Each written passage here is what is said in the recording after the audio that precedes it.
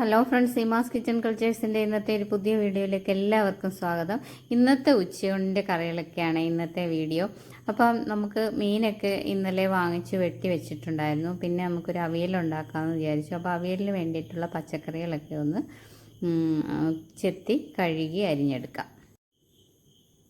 അപ്പോൾ കുറച്ച് അവിയലേ വെക്കുന്നുള്ളൂ. കുറച്ച് പച്ചക്കറിയൊക്കെ അങ്ങ് വെച്ച് കുറച്ച് മുറിച്ചെടുത്തിട്ട് അതെല്ലാം ഒന്ന് ചിരണ്ടി നമുക്ക് കഴുകാനായിട്ട് വെള്ളത്തിലേക്ക് ഇടുവാണ്. മിക്കപ്പോഴും ഞാൻ അവിയലൊക്കെ വെക്കുന്നത് കുക്കറിലോട്ട് അരിഞ്ഞിട്ട് ഒറ്റ വിസിലിന് അവിയൽ റെഡി, അരപ്പ് അരച്ചിട്ട് അങ്ങനെ എടുക്കുക. ഇന്ന് കുറച്ച് സമയമൊക്കെ എടുത്ത് പയ്യെ ചട്ടിയിലൊക്കെ അവിയൽ വെക്കാമെന്ന് വിചാരിച്ചു. അങ്ങനെ എല്ലാം കഴുകി വൃത്തിയാക്കി അരിയുവാണ്. നമ്മൾ ചട്ടി വേവിക്കുമ്പോൾ കുറച്ച് കനം കുറച്ച് അരിയണം. നമ്മൾ വെള്ളം ഒന്നും ചേർക്കാതാണ് ഞാൻ ഈ ചട്ടിയിൽ ഈ അവിയൽ വേവിക്കുന്നത്. ഈ പച്ചക്കറിയുടെ വെള്ളം ഊർന്നിറങ്ങി അതിൽ അവിയൽ വെന്തോളും.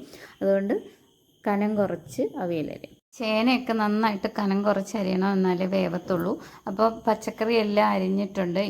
ഇനി ഇതിലേക്ക് ഞാൻ കുറച്ച് ചെറിയ ഉള്ളിയും വെളുത്തുള്ളിയും ചതച്ച് ഇതിലേക്ക് ഇട്ട് കൊടുക്കുകയാണ്. ഞാൻ അവിയലിന് അരിയുമ്പോൾ സവാള ചേർക്കാറില്ല. നമ്മളിങ്ങനെ ചെറിയ ഉള്ളി ചതച്ച് അവസാനം എടുത്തതേ ഉള്ളൂ. കുറച്ച് വെളിച്ചെണ്ണയും ഉപ്പും മഞ്ഞളും ഒഴിച്ചു ഒരു വാഴയില വെച്ച് അടച്ച് നമുക്ക് ചെറിയ തീയിൽ ഇത് വേവിച്ചെടുക്കാം.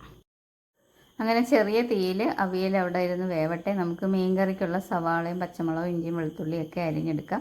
ഇടയ്ക്കിടയ്ക്ക് നമ്മൾ അവിയലൊന്ന് തുറന്ന് ഇളക്കി കൊടുക്കണം.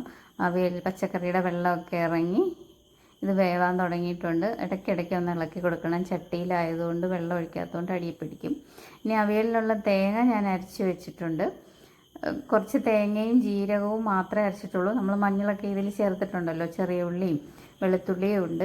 അപ്പോൾ തേങ്ങയും ജീരകവും മാത്രം അരച്ച് ഒരല്പം വെള്ളം ഒഴിച്ചാണ് ഞാൻ അരയ്ക്കുന്നത്. ഒരല്പം അരഞ്ഞ പോലെ ഇരിക്കണം അരപ്പ്. വെറും തോരൻ അരയ്ക്കുന്ന അരപ്പല്ല, കുറച്ചുകൂടെ ഒന്ന് അരഞ്ഞിരിക്കണം. അരപ്പിട്ട് കുറച്ച് നേരം ഒന്ന് അടച്ചു വെച്ചതിന് ശേഷം നമുക്ക് അരപ്പൊന്ന് വെന്തിട്ട് ഇളക്കി എല്ലാം കൂടെ ഒന്ന് യോജിപ്പിക്കാം.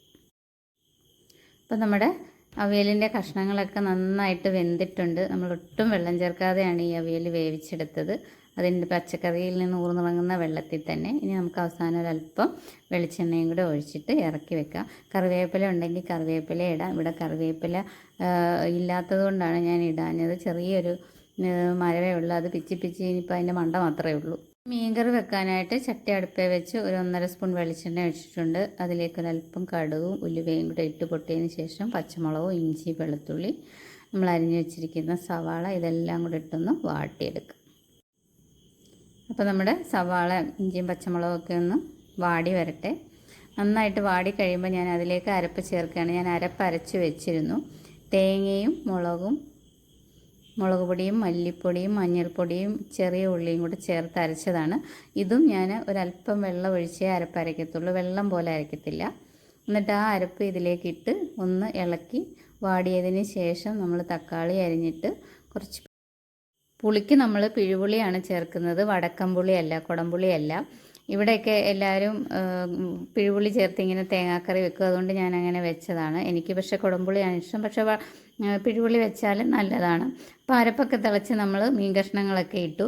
ഇനി ഒരു 2 പ്രാച്ചി എടുത്ത് ഞാൻ പൊരിക്കാനായിട്ട് വെച്ചു. അരപ്പൊക്കെ പുരട്ടി ഫ്രൈങ് പാനിലേക്ക് എണ്ണയിലേക്ക് ഇട്ടിട്ടുണ്ട്. അപ്പോൾ കറി ചെറിയ തീയിൽ നന്നായിട്ട് തിളയ്ക്കുന്നുണ്ട്. ഈ മീൻ എളുപ്പം അങ്ങ് വെന്ത് ഉടഞ്ഞു പോവും. അതുകൊണ്ട് നമ്മൾ കുറച്ച് വെള്ളം വെച്ച് എളുപ്പം കറി പറ്റിച്ചെടുക്കണം. ഇടയ്ക്ക് തവി ഇട്ടിളക്കാതെ ഇതേപോലെ ഒന്ന് ചുറ്റിച്ചു കൊടുത്താൽ മതി. കുറച്ച് ഉപ്പും കൂടി ഇട്ട് കൊടുത്തിട്ടുണ്ട്. അപ്പോൾ നമ്മുടെ മീൻകറി അവിടെ സെറ്റായിട്ടുണ്ട്. അപ്പോൾ നമുക്ക് ഇന്ന് ചോറുണ്ണാനായിട്ട് പ്രാച്ചി, തേങ്ങ അരച്ച കറി, അവിയൽ, പിന്നെ പ്രാച്ചി ഫ്രൈ ഉണ്ടായിരുന്നു. പിന്നെ കുറച്ച് കുക്കുംബറും കൂടെ അരിഞ്ഞെടുത്തിട്ടുണ്ട്. അപ്പോൾ ഇത്രയേ ഉള്ളൂ ഇന്നത്തെ ഉച്ചയൂണിൻ്റെ കറികളുടെ വിശേഷങ്ങൾ. ഇത്രയൊക്കെയാണ് ഞാനിന്ന് ഉണ്ടാക്കിയത്. എൻ്റെ വീഡിയോ എല്ലാവർക്കും ഇഷ്ടപ്പെട്ടെങ്കിൽ സബ്സ്ക്രൈബ് ചെയ്യാനും ലൈക്ക് ചെയ്യാനും ഒന്നും മറക്കല്ലേ. താങ്ക്